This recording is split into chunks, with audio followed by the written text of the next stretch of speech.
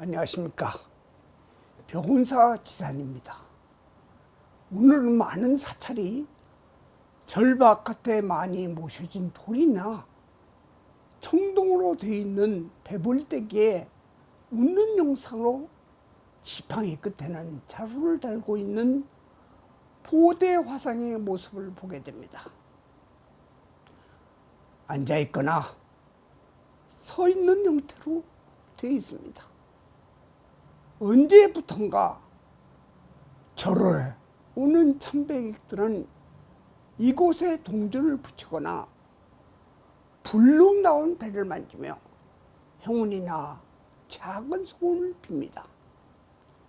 오늘의 주제는 이 보대 화상이 얼마나 크고 작게 우리에게 큰 행운을 주는가와 정확한 정체를 알려드릴까 합니다.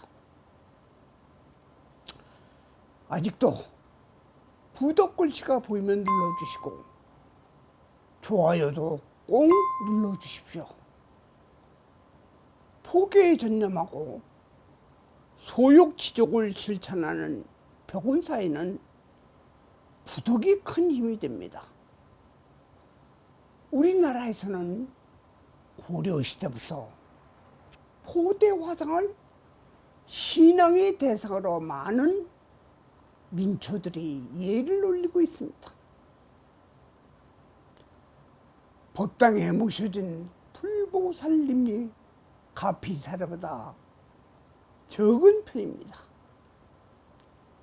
심지어는 산신, 독성, 나한, 용왕 등보다 또는 각종 신장보다 빌며 기도하는 것을 보기에 힘듭니다. 그러나 사찰에 오가면서 반드시 예를 올리거나 불룩 나온 배를 만지는 것을 잊지는 않습니다. 그렇습니다. 이 보대 화상에 거창한 소원을 비는 신도들은 거의 없습니다. 그렇지만 잊지 않고 작은 안전이나 무상함을 빌어서 위기를 모면한 예는 참 많습니다. 저는 많은 사람들을 만나서 색다른 가피 이야기를 접하게 됩니다. 지금도 병운사에 오면 꼭 보대 화상에게 참배하고 배를 만지고 큰 행운을 빌지 않고 웃음으로 절의 입구에서부터 보대 화상을 만나는 것을 부처님 예배를 시작하는 분이 대부분입니다. 그래서 제가 묻습니다. 보대 화상께 무엇을 빌었습니까? 그러면 대부분의 불자는 우리 가정의 사고나 갑작스러운 변개가 없도록 가볍게 인사 정도하는 것입니다.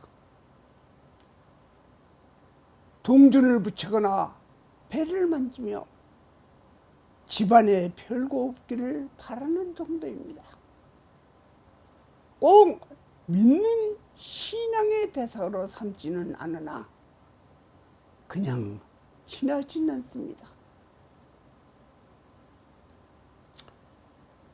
분명 불보살이나 신장님도 아닌데 그 모습에 편안함을 느끼게 되는 것입니다. 뚱뚱하고 항상 웃는 얼굴로 바라보고 배는 금방이라도 터질 것 같이 불룩 나와 있으며 지팡이를 들고 있고 그 끝에는 커다란 자루를 메고 있습니다. 자루 속에는 중생들이 원하는 것 없는 것 없이 다 들어있습니다.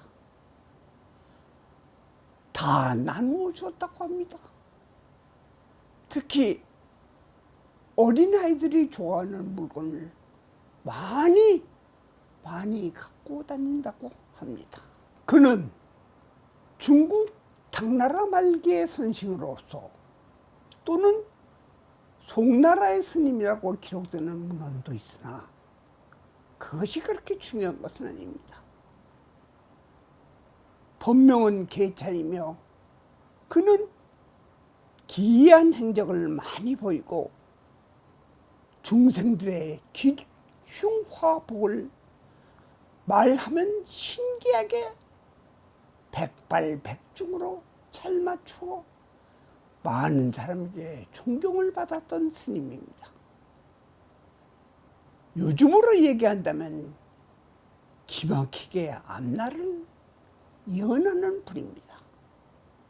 특히 날씨 예측은 한치의 오차도 없이 알고 있으므로써 백성들이 아무리 장마가 심해 비가 와도 그가 집신을 신고 있으면 비가 그치고 화창한 날이 오며 남학신을 신고 나서면 어김없이 비가 오는 것입니다.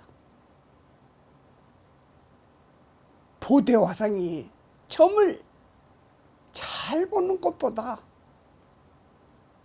누구나도 편한 인상과 모두에게 웃음을 주며 의지할 수 있는 그런 분으로 남아있는 것입니다. 큰 소원보다 자신이 복을 많이 싣도록 하는 분입니다. 등에 포대를 메고 다니면서 아무리 많이 넣어도 넘치지 않고 또 아무리 많이 주어도 비워지질 않는 그런 자루로 생선, 김치, 떡, 밥을 넣고 애들이 좋아하는 장난감도 많다고 합니다. 많은 것, 젖은 것도 가리지 않고 다 넣어도 항상 좋은 상태를 유지합니다. 여기서 포대 화상 배 만지는 법을 알려드릴까 하니 앞으로는 절에 가면 하도 사람들이 만져서 맨질맨질하게 변했다고 하지 말고 정확한 요령이 있으니 잘 듣기를 바랍니다. 우선 배꼽 근처를 왼쪽에서 오른쪽으로 3번 돌리면서 만져야 합니다. 만지기 전에 합장하고 반절을 하고 만진 후에도 합장하고 반절을 하고 끝내세요. 동전을 붙일 때도 배를 먼저 만지고 하세요. 포대화상은 불자를 비롯해서 다른 토속 신앙을 믿는 여러 중생들에게도 폭넓게 경배의 대상이 됩니다. 그의 집을 가득 들어있는 포대를 두고 여러 유명한 스님들과 선과 불법을 시험하는 일에 일화가 있으나 방아착과 가득 담아서 나눔의 미학으로 답을 하고 보호대를 마음 심자로 의무를 부여해서 행동으로 보인 것으로 허물없이 중생 속에서 중생을 위한 행동이 진정한 부처의 모습을 보이는 것입니다. 그는 아무 데서나 덜렁 누워 코를 드르렁 골고 자고 좋고 나쁨도 없이 적응을 잘하는 분으로, 그가 마지막 입적할 때는 앙림사 절 동쪽에 있는 반석 위에서 기송을 짓고 생을 마감했습니다. 미륵기역 참 미륵이시오. 백천의 문모로 때때로 모습을 보이지만 세상 사람이 알지 못하네. 이 개성으로 오늘날 그를 미륵보살의 화신으로 일컬기도 합니다. 지금은 집안의 장식장 안에서 부처님 상은 안 모셔도 포대 화상의 모습을 작게 하여 장식품으로 보관합니다. 중국에서는 재물을 생기게 하는 믿음으로 만연합니다.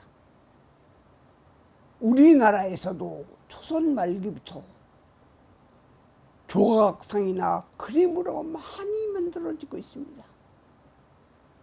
그럼 포대 화상은 부처인가?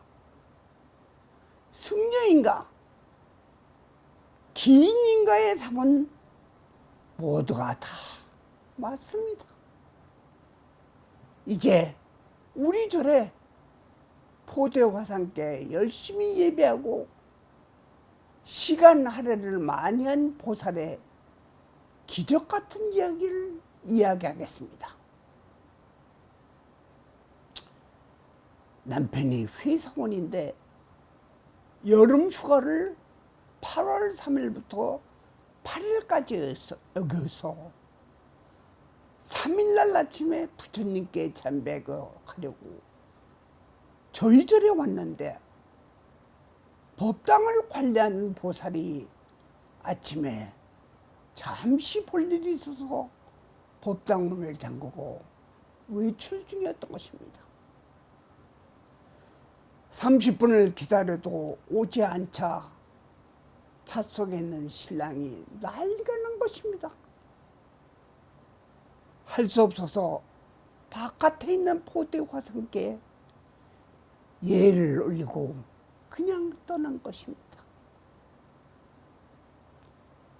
차 속에는 부부와 애들 2명이 있었는데 강원도 가는 길에 터널에서 칠중 추돌이 발생했는데 마지막 8번째로 아슬아슬하게 10cm 차이로 멈춘 것입니다. 앞에 차들은 불이 나고 사람들도 119에 실려가고 희생자들이 많았습니다. 포대 화상께 예를 올리는 시간이라도 먼저 갔더라면 큰일 난 것입니다. 이 모든 것이 포대 화상의 덕으로 생각하고 지금도 절에 오면 먼저 포대 화상께 깊이 참배합니다. 오늘은 이것으로 마칩니다. 나무 포대 화상.